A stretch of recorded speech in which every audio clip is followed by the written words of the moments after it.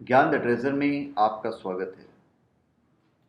और हम आपको बताएंगे 10 चमत्कारिक साधनाओं में से जो खतरनाक साधना है उसमें से एक है पिशाचिनी साधना। देखिए, हमारे सनातन धर्म या हमारे भारत में बहुत सी ऐसी साधनाएं हैं जिनका धर्म से कोई लेना देना नहीं होता है, और कुछ साधनाओं का धर्म से लेना देना है। तांत्रिक साधनाओं का नकारात्मक या वाम साधनाओं की श्रेणी में रखा जाता है।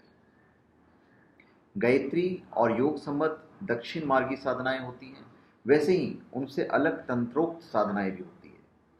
हालांकि तांत्रिक साधनाओं के अलावा ऐसी भी साधनाएं हैं जिनको धर्म में निषेध माना गया है। अभी जो खतरनाक साधनाएं होती है उसमें 10 महाविद्याएं की साधनाएं होती हैं।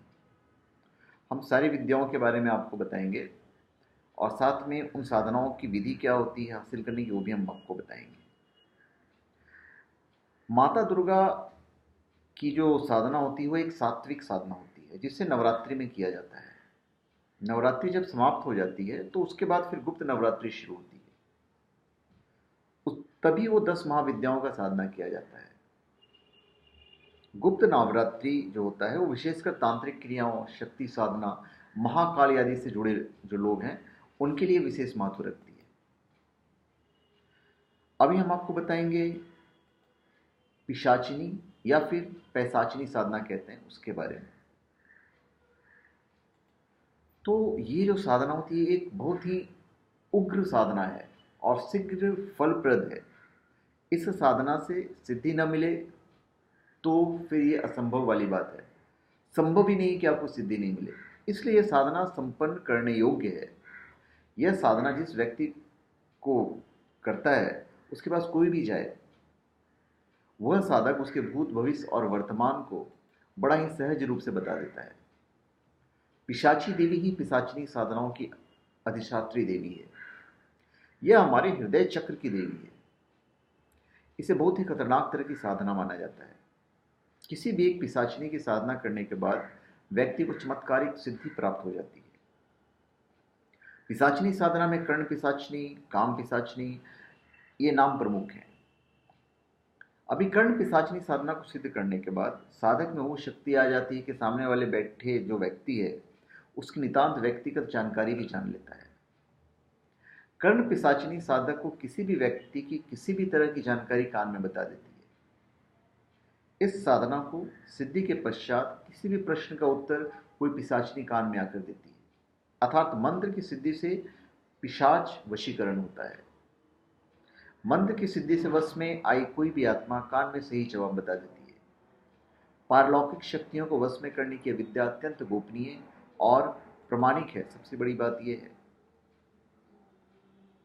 अभिकर्ण पिशाचिनी साधना प्रारंभ करने के लिए हमारी सलाह यह है कि आप किसी योग्य गुरु के निर्देश में इस साधना को संपन्न करें, और साधना प्रारंभ के पूर्व गुरु मंत्र को कम से कम 11 लाख बार जप अवश्य करना चाहिए, क्योंकि कई बार साधना में त्रुटि हो जाने पर साधक पागल के समान हो जाता है। इस साधना के लिए कम से कम 11 दिनों का वक्त लगता है।